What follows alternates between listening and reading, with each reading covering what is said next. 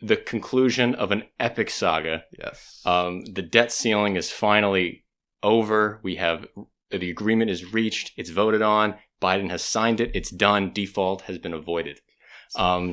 It's been a wild ride. Yeah. This is our third week talking about it, which just goes to show. Right. Yeah. This has been capturing, our American current events for the past month. Before we even get into the nitty-gritty of the deal and the politics of it, I read this article in the Washington Post that went like behind the scenes, behind the curtain of the deal making. That's the best. So interesting. Like how Biden and McCarthy have never had a working relationship before. Mm-hmm. McCarthy had these like two other representatives on his side, and Biden had these mediators working for him. And there were two people who happened to go and like live in the same place in Louisiana. No way. On both sides, that was able to create connections between them. See, that's interesting that a personal relationship was able to mediate some political disagreement like that. Yeah. Right? Because the personal relationships do matter at every level. Absolutely. Yeah. Yeah. It's always important to remember there are people inside these institutions that at the end of the day, they're making a lot of the deals, and how they're able to get along actually matters in how, our government functions. Absolutely. And that makes me think too, like we've been talking a lot about Kevin McCarthy having his job as speaker on the line. And that's something where you think like it's a very human worry to have, like to have this job and to not want to get demoted, basically. Yeah, well, I mean, like, now let's go into it, right? McCarthy has been wanting to be the speaker for 10 years, since 2010. This is what he's wanted. And he's allied with specific people to get into this position. And now that he's here, he doesn't want to blow it, because in 2011, during the debt fight then, Speaker Boehner of the Republican House blew it and lost the trust of the Republican base, and they kicked him out in 2015. And McCarthy doesn't want that same record. McCarthy was the guy fighting against Boehner back in the day. Okay. So now McCarthy is seeing this, and he's like, I don't want to repeat that fate, So it passed in the House of Representatives first.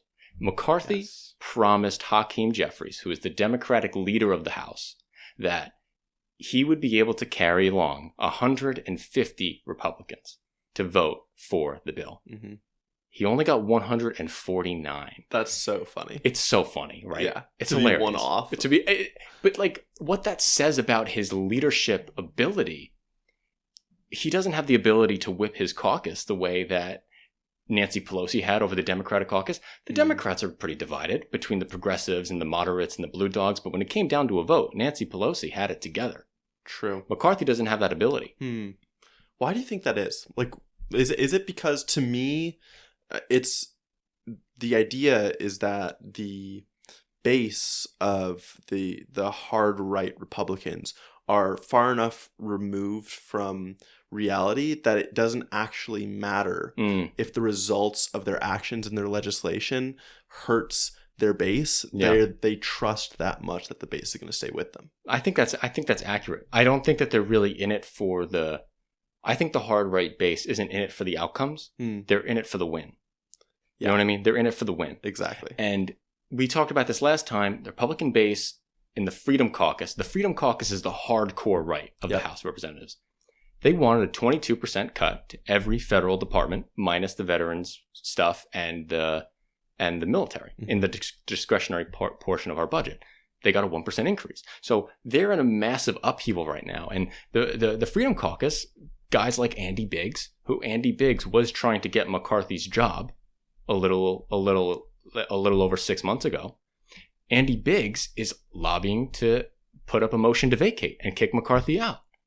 You have guys like Matt Gaetz, who of course is trying to push McCarthy out. Yeah. So McCarthy's in a really difficult spot. And what McCarthy promised them was the majority of senators in the Senate, the majority of Republican senators will vote for this bill. But when it came to the Senate, they didn't win the majority of Republican senators. This passed with more Democrat senators than Republican senators. Only 4 Democrat senators voted against it. Every other Democratic senator voted for it. So, and the reasons Republicans didn't vote for it are all over the place. Some people think it didn't cut enough. Other people think it didn't spend enough. on military. On military. Like Lindsey Graham. There we go. Lindsey Yes. Graham gave a speech alongside Susan Collins. Susan Collins is from Maine. Lindsey Graham is from South Carolina. Lindsey Graham is a very prominent Republican. He ran for president a little while ago, I think 2012? 2016? Okay. And he was saying that there wasn't enough money for the military budget. Mm-hmm. Talking about the Navy statistics. Susan Collins was going off about how many ships we were going to have. Versus China. Yes. Seems to be a theme. Yeah. Weird. And, it's interesting how that was the dichotomy, because the House of Representatives was not really pushing for an increase in the military budget. And on the right, people like to talk about this thing called the uniparty. You hear that phrase a lot in right-wing circles, the uniparty. It's the Democrats and the Republicans working together to screw over the people, the uniparty. Okay. And when those speeches were coming out, the Republican response was, oh, this is Lindsey Graham being a part of the uniparty. And the uniparty's deal was, we'll increase domestic spending if you increase military spending. So that's how Democrats and Republicans have historically worked together. Mitch McConnell will go to Joe Biden and say, okay, I'll raise domestic spending if you raise military spending. And they would work in tandem. And the Freedom Caucus was like, what if we cut both? And then kind of breaks down that uniparty thing, that uniparty compromise. So Susan Collins, Lindsey Graham, not happy. And it's crazy. Yeah. It really was a political drama fest. Oh, yeah. Yeah. Which is interesting. The one other thing we have here is the Mountain Valley Pipeline. And that's we issue. Definitely got to talk about well, that. I guess because we talk about the Republican side, but there's also a liberal side of this. Right. And my view of this was always that, and I think the accurate analysis would be that Biden, Schumer would be able to whip the party enough to get the votes to pass the bill. And I think that's definitely what it seemed like when this initially got to the Senate. So when it first went into the Senate, Schumer made a speech about how they were not going to end the session until the bill was passed. They had 11 amendments proposed. And Schumer wanted no amendments. Schumer made it a point. He's like, do not propose any amendments.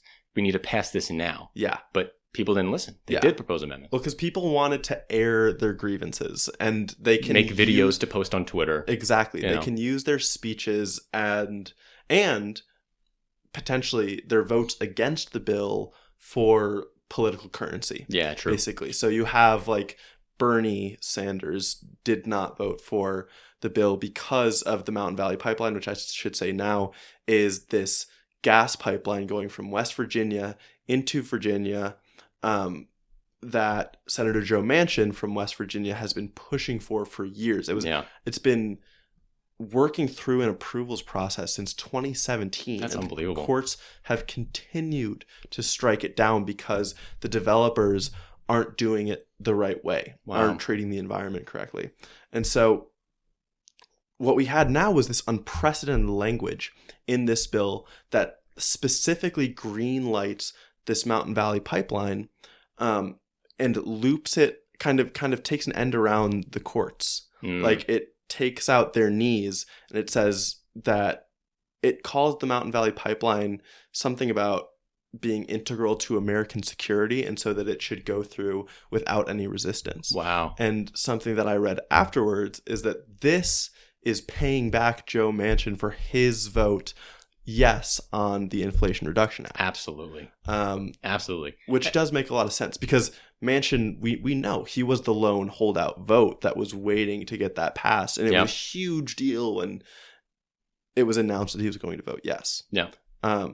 So one of the amendments, there were 11 proposed. One of them was from Senator Tim Kaine out of Indiana? Virginia. Out of Virginia. That's why it was affecting his state. Yes, that makes sense. To remove the language about the Mountain Valley Pipeline. That didn't pass because, again, this is part of Schumer whipping the Democrats, is that if any of these amendments pass, the bill has to go back to the House, get passed there, and by then it would have been too late. Right. Like we would have defaulted. Exactly. But interesting, Lindsey Graham, I want to say something else about the Mountain Valley Pipeline, but Lindsey Graham was actually okay with extending a clean debt ceiling increase for 90 more days to try to get a better deal. That wasn't going to happen, though. after all this negotiation, no one was done. Everyone was away from the table. We're voting now. Yeah. But with the Mountain Valley Pipeline thing, Tim Kaine coming out and proposing that amendment, I thought was really courageous. And courageous and Tim Kaine was not something I would ever thought I would say in the same sentence. But I have to say, the fact, this is a pretty establishment guy. He went against the party leadership, proposed this amendment, and I'm pretty happy about that. And I'm also pretty happy to see that 30 Democrats voted to get this out of the legislation. Still obviously failed 69 to 30, but it was 30 who voted to kick it out. Why do you think it's courageous? Well, because when the leader of your party tells you not to do something, and you do it anyway, you're threatening losing a committee assignment. You're threatening losing establishment funding for your next election. You know what I mean? It takes a lot to say, like, I know you want me to do this, but I'm doing something else and I don't care what you're going to do to me. I suppose. I wonder, I would assume there was a meeting behind closed doors, probably between Kaine and Schumer, that was like, hey, look, like I need to be able to tell my constituency that I voted against this, that I not only voted against this, that I tried specifically, I wrote an amendment to get it out of the law. And if I was Tim Kaine, I would do that exactly. Totally. I would go to Schumer and I would say, look, this is what I'm going to do. I hope this doesn't get you too mad. Yeah. But this is what I'm going to do, and I hope you can respect that. And that's how I see the votes of the dissenting Democrats as well. It's just like, we know it's going to pass. We need to be able to say that we didn't support these parts of it. It's all for show. All for show. Like the Democrats knew they couldn't default. No, of course. Yeah. And I just think it's so interesting that after all of this, Biden walks away as the winner. Biden walks away saying, we got this deal done. The Democrats were united and the Republicans weren't. I think Biden can walk away from this. I don't think it's a victory because I'm not a fan of the deal. Right? I don't like what it does to food stamps. I don't like what it does to the IRS. I don't like what it does with the Mountain Valley Pipeline. I don't like those things. I don't like how it doesn't raise taxes to address the deficit.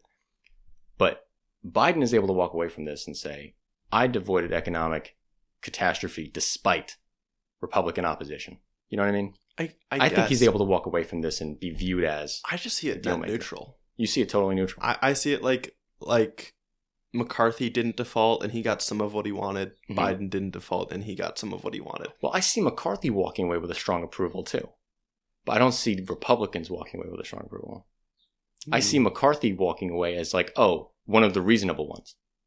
Okay. And then I see the rest of the Republicans who didn't line up for it as being like, they're untrustworthy. Trusting this party with the government isn't worth it because there's too many extremists in there. Okay. But I think McCarthy looks pretty good after this. So the Republican Party as a whole loses because of the dissent that this has shown. That's what I think. That's my analysis. That makes sense. Yeah, that's my analysis.